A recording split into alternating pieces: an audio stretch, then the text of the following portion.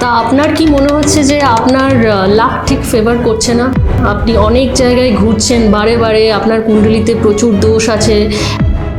Astrologer বলছে আপনার বিভিন্ন গ্রহের দশা চলছে, যেটা কোনোটা 20 বছর থাকবে, কোনোটা 17 বছর, এবং স্যাটার্নের হলে অবশ্যই 19 বছর চলবে। আপনার কি মনে হচ্ছে যে আপনার কাউকে একজন দরকার যে আপনাকে সাহায্য করবে? Maybe the hand of god.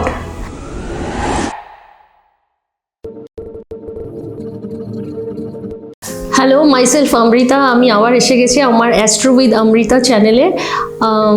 যদিও চ্যানেলটা আমার, বাট কমেন্ট সেকশনটা আপনার, তো আপনি অবশ্যই কমেন্ট করবেন, আমি রিপ্লাই দেব। আজকের আলোচনা তাকে নিয়েই। তিনি হচ্ছেন আমাদের দেবগুরু বৃহস্পতি বা প্ল্যানেট জুপিটার। এই গ্রহ হচ্ছে এমন একটা গ্রহ যে কারোর কোনোদিন খারাপ করতেই পারে না। তার দৃষ্টি যেইখানে যার ঘরে পড়বে তার ভালো হবেই। যদিও আপনি প্রচণ্ড সমস্যায় থাকেন, প্রচণ্ড মেন্টাল প্রবলেমে থাকেন, আপনার লাক ফেভার করছে না, আপনি অনেক সমস্যার মধ্যে দিয়ে যাচ্ছেন, দেখবেন কোথাও না কোথা থেকে একটা ঐশ্বরিক হাত বা হ্যান্ড অফ গড আপনাকে সেই ট্রাবল থেকে বাঁচিয়ে নিল। সেই হচ্ছে আপনার গুরুদেব বৃহস্পতি। এরকমও বলা হয় জ্যোতিষশাস্ত্রে যে যদি দেখে নিন আপনার ফার্স্ট হাউসে কুণ্ডলিতে কোথাও যদি প্রথম হাউসে বৃহস্পতি বসে থাকে, তো কুণ্ডলীর 90% দোষ চলে যাবে। তো এইভাবে আপনি দেখে নিতে পারেন কি গুরু গ্রহ বৃহস্পতি আমাদের কিভাবে রক্ষা করতে পারে। কথায় বলে যার গুরু শুভ তার সব শুভ।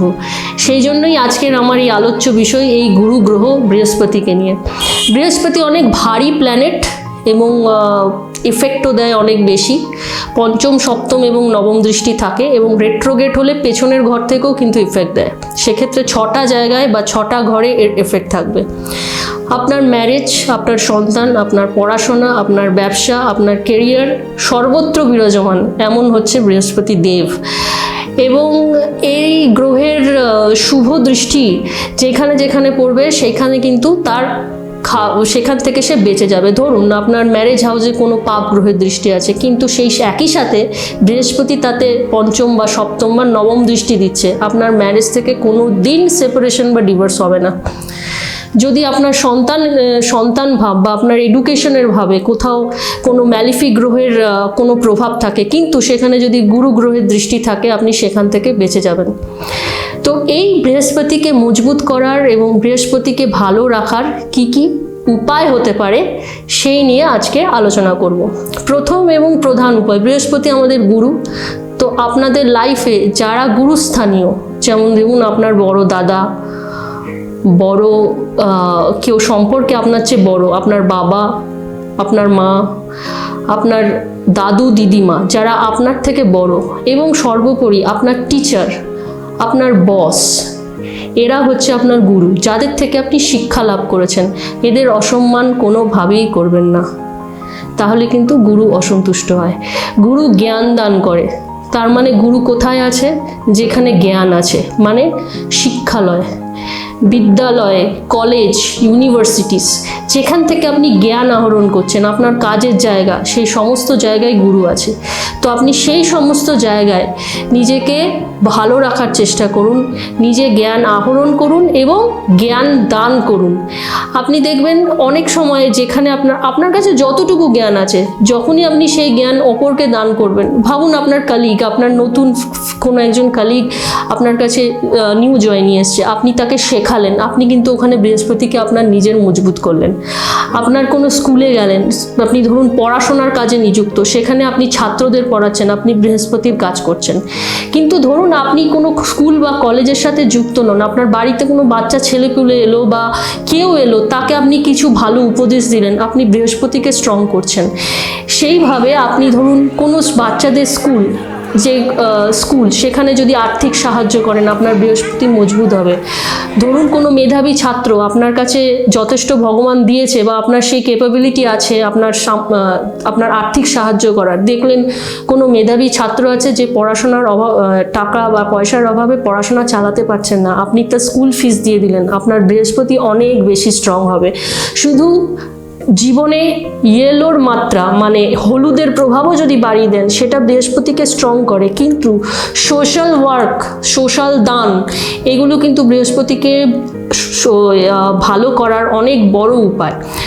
যেমন ধরুন ছোটোখাটো উপায়ের মধ্যে আমি বলতে পারি কানে সোনা পড়ুন, বৃহস্পতি স্ট্রং হবে।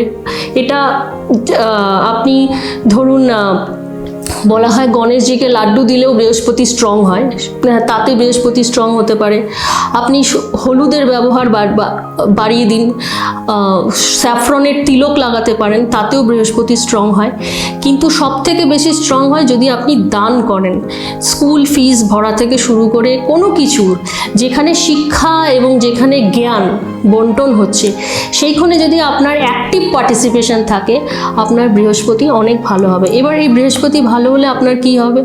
বৃহস্পতি ভালো হলে যদি স্ট্রং হয়, আপনাকে যে কোনো বিপদ যেটা আপনার ইউনিভার্স আপনাকে করাবে বা আপনার কর্মার জন্য যে ফলগুলো আপনি এই লাইফে পাচ্ছেন সেইখান থেকে কিন্তু আপনার বেরিয়ে আসবে। যত বড় কঠিন চাকরি হচ্ছে না, আপনাকে লেটে হলেও চাকরি পাইয়ে দেবে।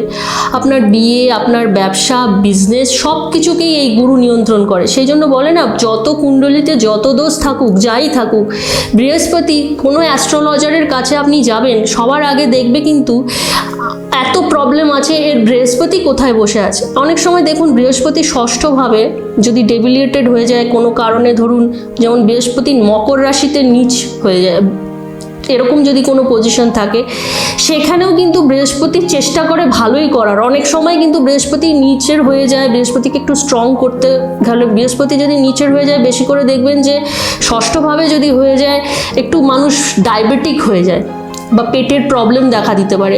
এখানে বুঝতে হবে যে বৃহস্পতি দুর্বল। এই দুর্বল বৃহস্পতিকে ঠিক করার জন্য যদি আপনি এই উপায়গুলো করেন, বৃহস্পতি মজবুত হবেও এবং ভালোও থাকবে। এবং বৃহস্পতি সব থেকে ভালো ফল দেয় একাদশ ভাবে, কারণ ইচ্ছা পূর্তি। একাদশ ভাব থেকে আমরা কি বুঝি? সোশ্যাল নেটওয়ার্কিং, আপনার মনের ডিজায়ার, এগুলোকে যদি বৃহস্পতি, এখানে তো বৃহস্পতির আসল ঘর হচ্ছে ভাগ্য। ভাগ্যে যদি বৃহস্পতি বসে থাকে সেটাও খুব ভালো ঘর। 9th হাউস, 11th হাউস, এগুলো বৃহস্পতির খুব ভালো। 6th হাউসে বৃহস্পতি খুব একটা কাজ করে না, কিন্তু তা হলেও এমন কিছু মারাত্মকও কিছু করে না। এটি হচ্ছে কাইন্ড অফ একটা বলতে পারেন যে আপনাকে একটা সিলেস্টিয়াল ফোর্স বা একটা আপনার পজিটিভ একটা রিইনফোর্সমেন্ট বলতে পারেন, যে কিনা আপনাকে সব বিপদ থেকে বাঁচাচ্ছে। তো এইভাবে আপনি আপনার বৃহস্পতিকে মজবুত করতে পারেন। হোপ আমার এই ভিডিওটা আপনার ভালো লেগেছে। এই বলে আমি আজকের ভিডিওটা শেষ করছি। Thank you so much.